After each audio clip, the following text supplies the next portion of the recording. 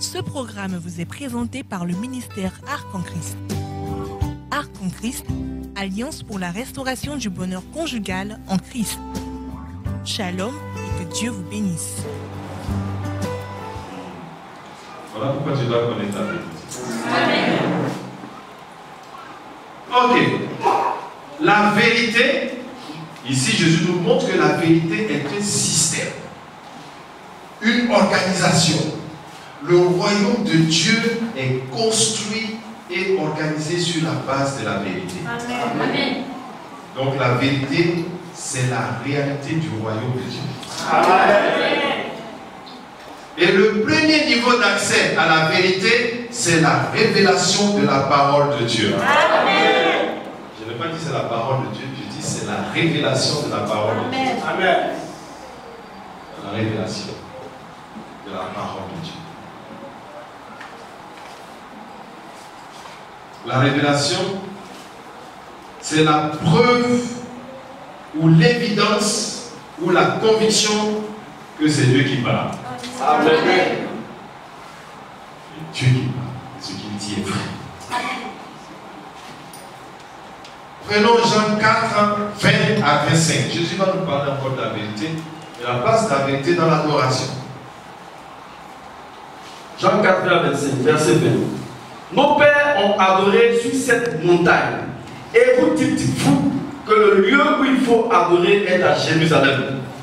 Femme, lui dit Jésus, crois-moi, l'heure vient où ce ne sera ni sur cette montagne, ni à Jérusalem que vous adorerez le Père. Vous adorez ce que vous ne connaissez pas. Nous adorons ce que nous connaissons, car le salut vient des Juifs. Mais l'heure vient, et elle est déjà venue, où les vrais adorateurs adoreront le Père en esprit et en vérité. Amen. Car ce sont là les adorateurs que le Père demande. Amen. Verset 24. Dieu est esprit, et il faut que ceux qui l'adorent en esprit et en vérité. Amen. Oui, vas-y. La femme lui dit, je sais que le Messie doit venir, celui qu'on appelle Christ. Amen. Quand il sera venu, il nous annoncera toutes choses. Amen. Amen. Très bien. Nos pères ont adoré sur cette montagne. Et vous dites, vous, que le lieu où il faut adorer est à Jérusalem. Oui, vos pères ont adoré sur cette montagne, c'était des menteurs. Toi, tu continues aussi de mentir. Parce que tu adores ce que tu ne connais pas. Si tu adores ce que tu ne connais pas, c'est que tu es en train de mentir. Amen. Donc il y a beaucoup de menteurs dans l'église. Quand nous élevons les mêmes pour dire adorons Dieu et que toi tu ne connais pas Dieu, qu'est-ce que tu as fait? C'est ça, adorer Dieu en esprit et en vérité. Voilà. Comment adorer en esprit et en vérité? Sur la base de la révélation de la parole. Amen. Jésus dit, vous adorez ce que vous ne connaissez pas. Le salut, la révélation de la parole vient des Juifs. Amen. Amen. Un lieu de révélation. C'est parce que il faut que la parole soit révélée. Pour qu'on l'adore. L'adoration en esprit et en vérité commence par la connaissance de la parole de Dieu. Amen. Donc si tu ne connais pas la parole de Dieu que tu adores, tu es un imposteur. Amen. Donc tous ceux qui ont adoré ce soir, et puis ils ne connaissent même pas, je vais dire, prenez Joël Temps, puis ils vont aller à la table des matières, ce sont des imposteurs. Amen. Je dis Amen, oh. Tu ne vas pas Amen. C'est que si tu n'as pas dit Amen, c'est que tu ne te tiens pas dans la vérité. Voilà. Si moi je parle, que tu ne dis pas Amen, alors que c'est la parole de Dieu qui est en train de dire, et que tu ne dis pas Amen, c'est que tu ne te tiens pas dans la vérité, tu es un double imposteur. Amen. Désolé. Donc réponds-toi. Gloire à Dieu. Amen. L'adoration commence par quoi? La connaissance de la parole de Dieu. Donc, si tu adores sans lire la Bible, c'est comme quoi? Tu fais comme la Samaritaine. C'est comme la Samaritaine. Et cette année, c'est notre rallye de lecture de la Bible. Et tu parlais mal, bien tu parles avec l'esprit. Amen. C'est ça, l'esprit. C'est pas que quand on dit adorer Dieu en esprit, en vérité, que tu te transformes en un esprit pour faire des prophéties où tu sens.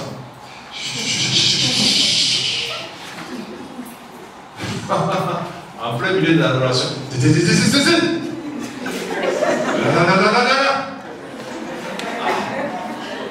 Vous laissez de Dieu arrive. C'est toi qui vas nous dire qu'il arrive. Jésus a annoncé son arrivée depuis longtemps. Non. Que tes pensées soient pures. Que tu aies de bonnes attitudes, de bonnes dispositions. Et tu n'auras pas besoin de faire. Dieu te parle comme je te parle. Pour toi, là, ça va te déballer d'abord.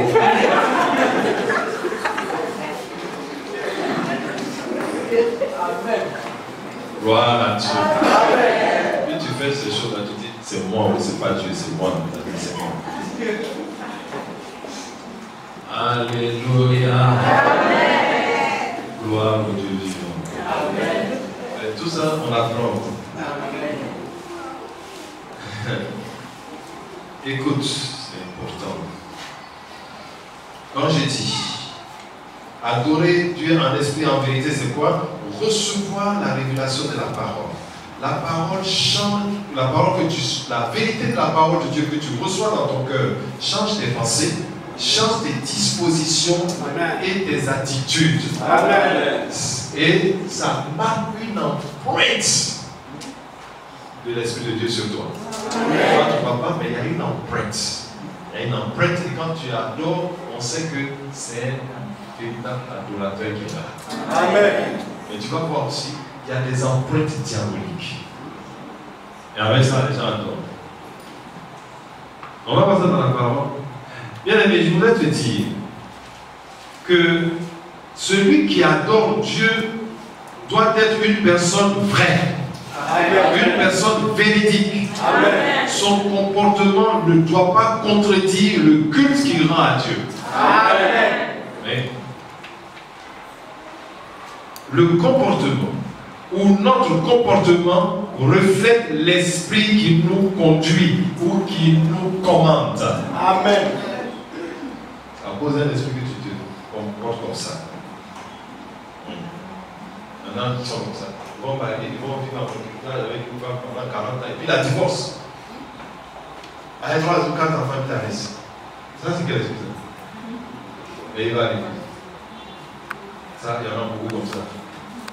Attends, ça c'est un esprit, ça. C'est un esprit. Parce que si quelqu'un fait mal, c'est le diable qui fait mal. Amen. Qui apporte la souffrance. Quand tu es là, tu joues avec les gens seulement. Tu sais que tu ne vas pas sortir avec le monsieur, mais son argent t'intéresse. Tu es une vraie jongleuse. Tu vas mourir dans ça. Dans le jongleur, il y a des tirets d'élite.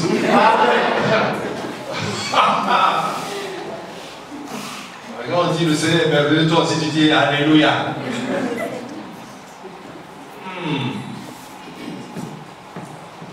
Quand je dis ces choses-là, je n'ai pas de supporter. Que Dieu vous bénisse.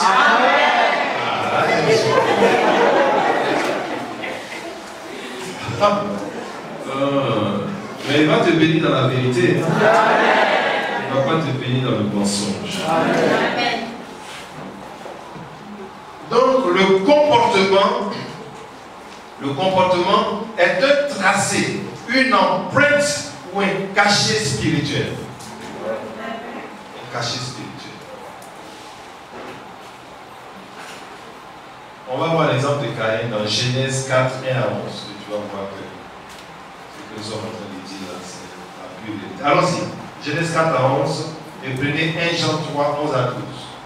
Genèse 4 à partir du verset 1. Adam connut Ève, sa femme. Elle conçut et enfanta Caïn, et elle dit, j'ai formé un homme avec l'aide de l'Éternel. Elle enfanta encore son frère Abel. Abel fut berger et Caïn fut laboureur. Au bout de quelque temps, Caïn fit à l'Éternel une offrande des fruits de la terre. Et Abel de son côté en fit une des premiers-nés de son troupeau et de leur graisse. Très bien. Jusque-là, est-ce qu'il y a un problème quelconque? Non. C'est pas dans ton travail, on va voir l'esprit qui est sur toi. Dans ton adoration. Amen. Et même les non-païens disent toujours, celle-là, il va à l'église. Celle-là aussi. Celui-là, c'est un pasteur. Ou bien vous n'avez jamais entendu ça? Ah, merci. Si. Je n'ai pas dit c'est sur toi qu'on dit. On dit ça sur quelqu'un.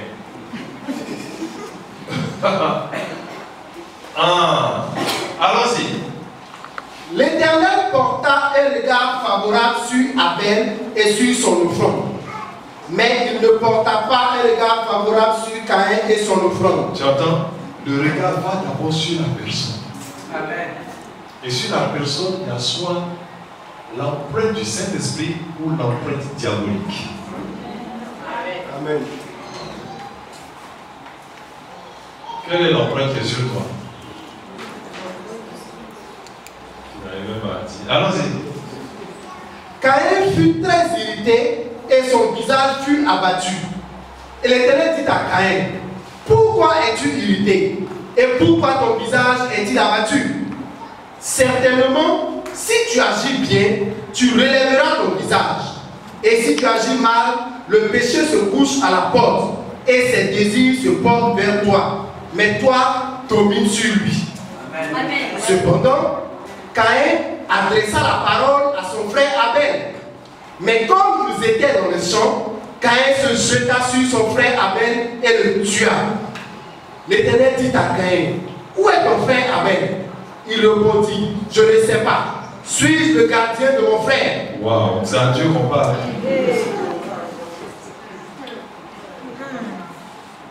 Bon. Donc, chaque fois que tu parles comme ça, tu parles du mal, tu es le frère de Caïn. Amen. Ou bien, tu es le frère d'Abel. Abel parlait pas mal. Voilà. Le diable avait mis son cachet sur la vie de Caïn. Lis les versets 7-8. Verset 7. Certainement, si tu agis bien, tu relèveras ton visage. Voilà, si tu agis bien, donc ça veut dire qu'il agit mal. Continue. Et si tu agis mal, le péché se couche à la porte. Et ses désirs se portent vers toi. Mais toi, domine sur lui. Eh bien, l'empreinte diabolique s'appelle le péché. Amen. Le cachet. Pour parler plus simplement, le tampon. Le diable a mis son tampon sur certaines personnes. Et le tampon là, c'est ton comportement. Amen. Ton comportement. Et il rentre, au lieu de se repentir, il rentre dans la rébellion. On sait que tu n'es pas saint et qu'il peut t'arriver de mal parler. Tu dis, je parle mal, oh pardon. Je ne savais pas que je parlais mal. Ça, il y a une repentance. Amen. Amen. Dès que tu te repens, le cachet du diable disparaît. Amen. Alléluia. Amen. Dès que tu te repens. Dis 1 Jean 3, 11 à 12. Car ce qui vous a été annoncé et ce que vous avez entendu dès le commencement, c'est que nous devons nous aimer les uns les autres et ne pas ressembler à Caïn qui était du malin et qui tua son frère. Tu as vu, ça c'est très clair. Hein? Il de ne pas ressembler à Caïn qui était du malin. Il appartient. Donc quand tu viens dans l'église, Dieu sait qui lui appartient et le diable aussi sait qui lui appartient. Et on est mélangé dedans. Voilà. Ils sont venus à l'église. Dieu a pris pour lui, Abel. Le diable aussi a pris pour lui. Mais pardon, dans l'église, là, frère en Christ, il y a des enfants du diable qui sont des âmes. Amen. Tu les suis, ils vont te tuer. Amen. Vous, quand vous voyez quelqu'un net, il est clean physiquement, vous dites, ah, ça c'est un bon frère. Là, il faut bannir.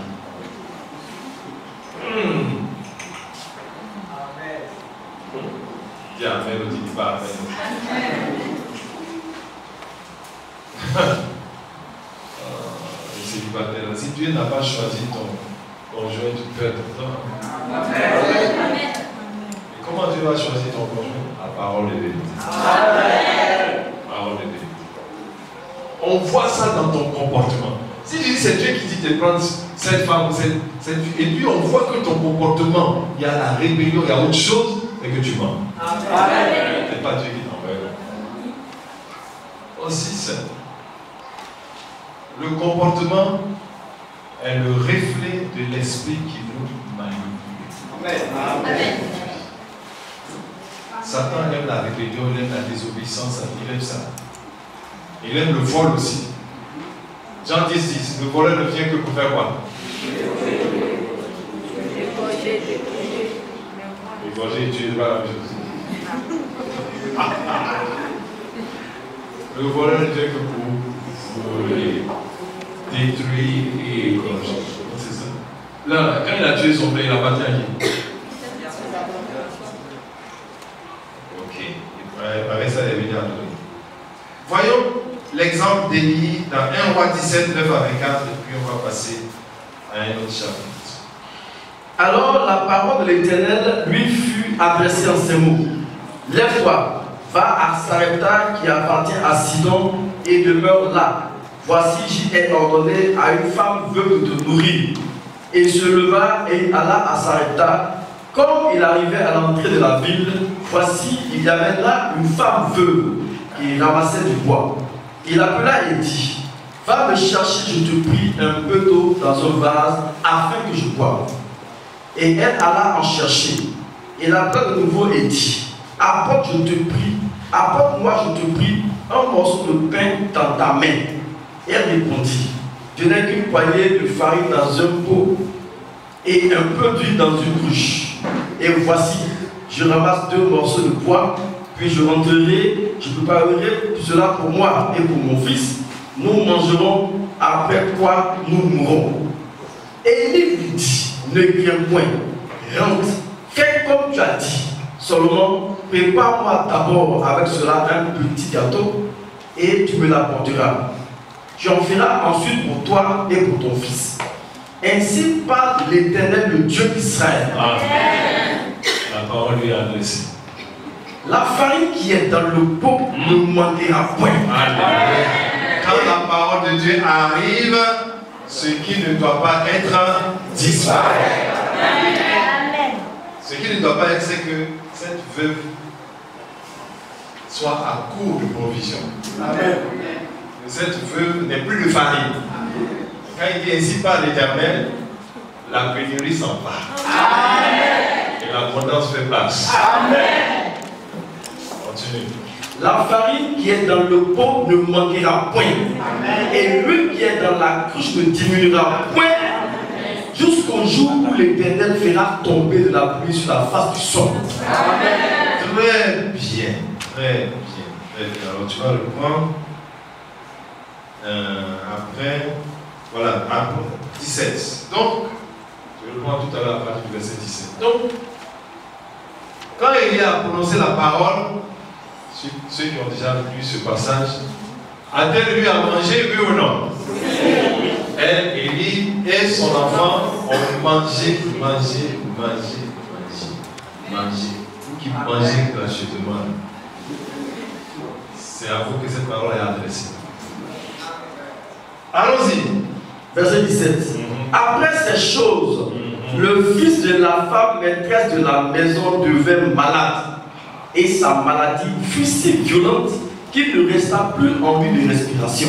Cette femme dit alors à Élie, qu'y a-t-il entre moi et toi, homme de Dieu? Ça ne vous rappelle pas une question.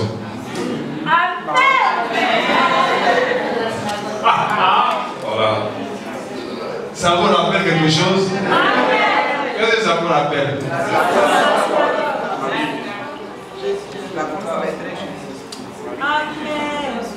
Si ça te rappelle quelque chose, tu vas bien comprendre. Sinon tu vas dire, ah, pourquoi? Il est parti, mais pourquoi Dieu permet que l'enfant la meure? Amen. D'accord. Allons-y.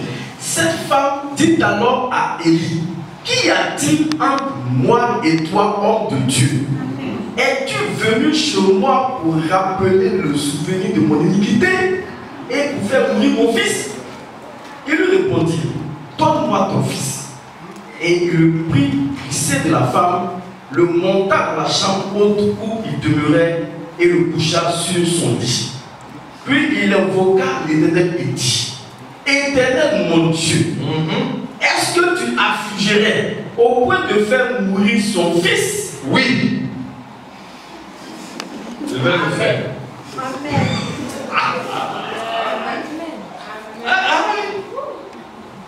Élie ne connaît pas le problème qu'il y a entre cette femme et Dieu. Amen. C'est un homme de Dieu, un homme de Dieu. Il est limité, extrêmement limité. Amen. Il n'est qu'un instrument. Voilà pourquoi vous pouvez les tromper facilement. Facilement. Mais c'est ta vie même que tu es en train de tromper. Amen. Parce que ce qui est sûr, tu ne peux pas tromper la parole de vérité. Mais pourquoi elle parle de son iniquité maintenant? Vous savez qu'il y a iniquité? Dieu t'envoie la famille. En temps de famille, tu manges bien, tu bois bien, et puis tu es couché. Une grande œuvre comme ça, elle a pris les effets, les bénéfices de la parole sans prendre la vie qui est dans la parole. Amen. Ah, c'est une visite, c'est Dieu même qui t'a rendu visite. Dès que la farine a commencé à venir à profusion, elle aurait dû se repentir aussitôt. Amen. Parce que c'est ce qui est arrivé à Pierre. Quand Pierre a fait cette pêche miraculeuse sur l'abondance, qu'est-ce qu'il a fait? C'est bien joué.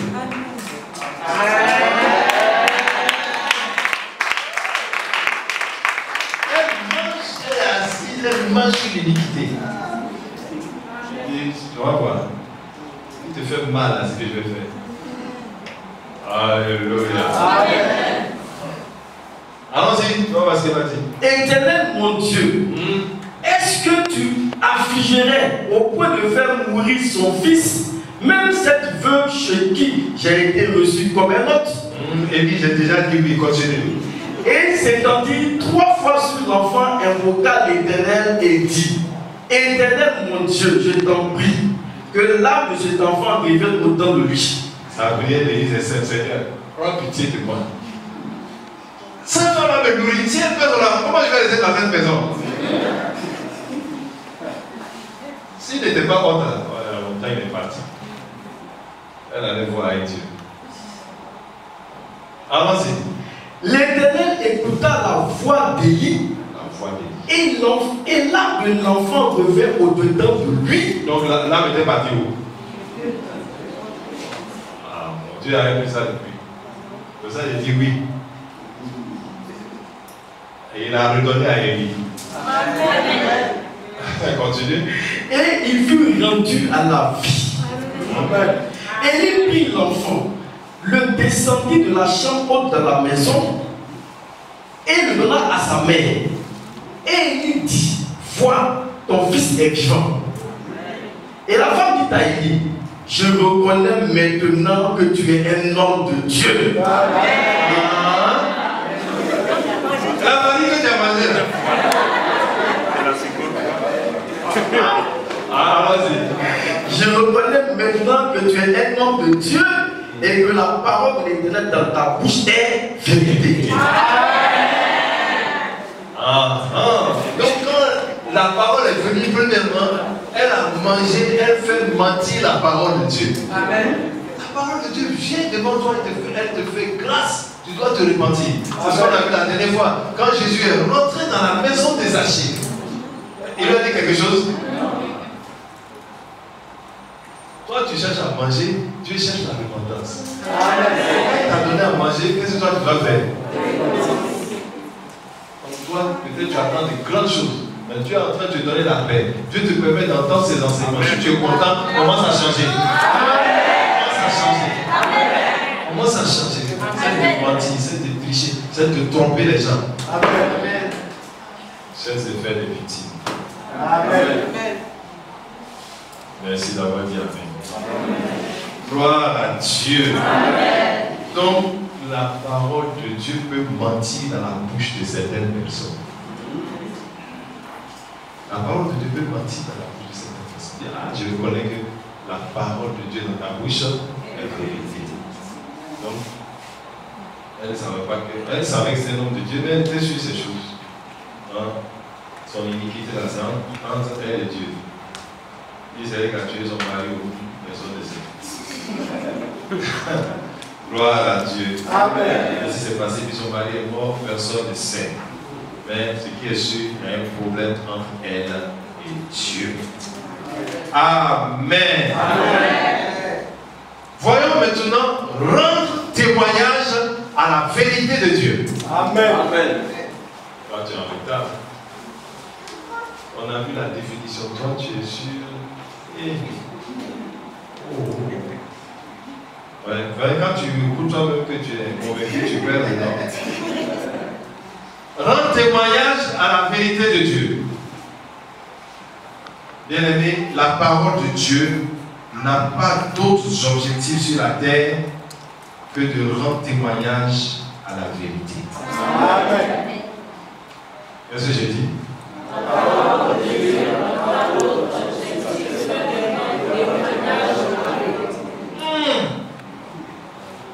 La parole de Dieu n'a pas d'autres objectifs sur la terre que de rendre témoignage à la vérité. Qu'est-ce que j'ai dit? La parole de Dieu n'a pas d'autres objectifs sur la terre que de rendre témoignage à la vérité. Très bien. Est-ce que tu as bien compris? C'est pas ça que je vais aller chercher un verset pour devenir riche. Pour faire ceci, pour faire cela. La parole a un seul objectif: rendre témoignage à la vérité de Dieu. Amen. Et je dis, c'est pas pour prendre, pour aller manipuler, pour faire ceci, pour avoir la puissance. C'est pas ça. Amen. Rendre témoignage à la vérité de Dieu. Et tu vas voir que ta vie se trouve dans ce témoignage justement. Ton succès se trouve dans ce témoignage. Ta prospérité se trouve dans ce témoignage. Mais on est toujours sur la vérité. Isaïe 65, 16 à 17. Ésaïe chapitre 65, versets 16 à 17. Ésaïe chapitre 65, verset 16. Celui qui voudra être béni dans le pays voudra l'être par le Dieu de vérité. Que le Dieu de vérité vous bénisse. C'est comme ça que tu dois parler. Pas que Dieu vous bénisse, mais que le Dieu de vérité vous bénisse. Il a mis la vérité devant. Allons-y. Et celui qui jurera dans le pays jurera par le Dieu de vérité. Je jure par le Dieu de vérité que je ne mens pas. Amen. Tu peux dire ça. Que tu dis pas la vérité, tu vas voir. Comment tu vas dormir? Quand tu dors, puis tu ronfles. Quelqu'un qui a le chou va venir te demander. Tu as juré par moi. Tu as juré par moi. Il demandait, quand ça remonte là, tu es venu me voir. Dis, demande-moi ce que tu veux. Quand Balaam s'est couché, il est venu dire, qui sont ces gens qui sont dans le sommeil? Dieu travaille beaucoup dans le sommeil. Donc comment on fait pour faire des mauvais rêves? Tu ne connais pas la parole de Dieu, c'est tout. Dans la Bible, ils mettent ça, c'est l'oreiller.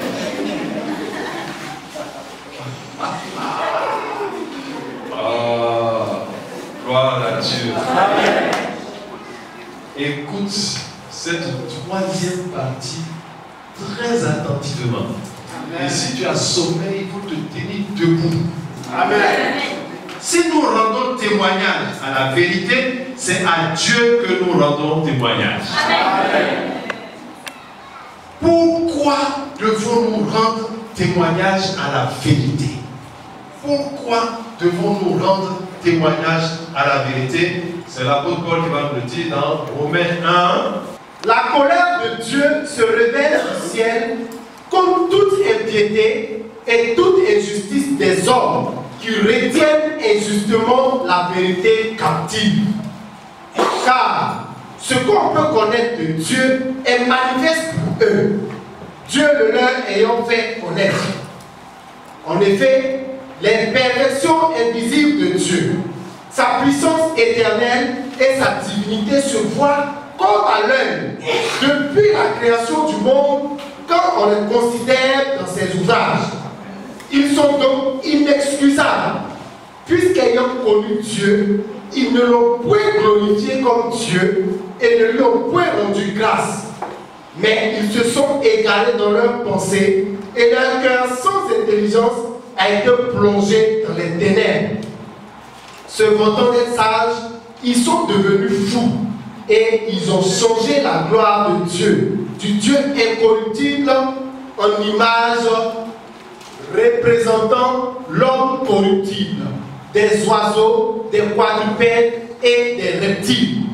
C'est pourquoi Dieu les a livrés à l'impureté, selon les convoitises de leur cœur, en sorte qu'ils déshonorent eux-mêmes leur propre corps, et qui ont changé la vérité de Dieu en mensonge, et qui ont adoré et servi la créature au lieu du Créateur, qui est béni éternellement. Amen. Gloire à Dieu. Amen. Pourquoi devons-nous rendre témoignage à la vérité? Pourquoi devons-nous rendre témoignage à la vérité?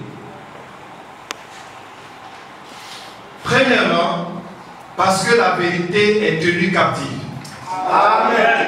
Amen n'a pas de foi. Amen. Pourquoi devons-nous rendre témoignage à la vérité de Dieu? Pourquoi devons-nous rendre témoignage à la vérité de Dieu? Parce que quoi? Maintenant, si on tient la vérité captive, est-ce que ça va t'arranger? Non. La vérité de Dieu a été changée en mensonge. Amen. C'est pas ce que l'apôtre Paul dit? C'est ça. La vérité de Dieu a été changée en mensonge. Deux raisons majeures. Deux raisons qui doivent te pousser, toi, à ne pas avoir d'autre choix que de rendre témoignage à la vérité de Dieu. Amen. Et de dire toujours la vérité selon la parole de Dieu et de ne pas mentir parce que tu es en train de détruire ta vie. Je vais te montrer ça. Écoute, si ce que l'on doit savoir de Dieu, ce que l'on doit connaître de son règne est caché, ce n'est pas ce que tu dois savoir de toi-même et ce que le monde doit connaître de toi qui ne sera pas caché. Amen. Aïe, aïe, aïe. Amen. Alors là, tu as perdu complètement quelque chose. Ouais. Parce que si ton niveau de compréhension s'arrête à cette limite-là, le diable a toujours l'avantage de toi. Amen. Tu dois traverser cette frontière. Amen. Tu ne comprends pas. L'apôtre Paul dit même qu'il y a la colère de Dieu sur les gens. Et pourquoi il y a cette colère? Parce qu'ils tiennent la vérité de Dieu captive. Ce qu'on doit connaître de Dieu, ils cachent. Ils cachent. Ce qu'on doit savoir de Dieu, ils mentent dessus. Et donc, si on ne sait pas ce qu'on doit savoir de Dieu, on ne va pas l'adorer, on ne va pas le glorifier. C'est ce qu'il dit d'ailleurs. Oh, mais ce que tu ne sais pas, c'est que tu as été créé à l'image et selon la ressemblance de Dieu. Amen. Donc, la vérité sur toi est tout près de la vérité sur Dieu. Amen. Amen. Parce que là, il faut t'arranger. Si tu dois prendre ce CD-là, celui-là, et écouter 100 000 fois, il faut le faire. Parce que si la compréhension ne perce pas, ce que je viens de dire là, tu vas faire 40 000 délivrances. Ouais. Les gens n'adorent pas Dieu sur toute la planète parce que la vérité de Dieu est tenue captive. Et même quand on découvre des choses qui témoignent que Dieu est vrai et existe, il cache, il tripatouille. La vérité, l'homme descend du singe. On est sorti par hasard. Donc si tu descends du singe, on peut te tuer comme un singe.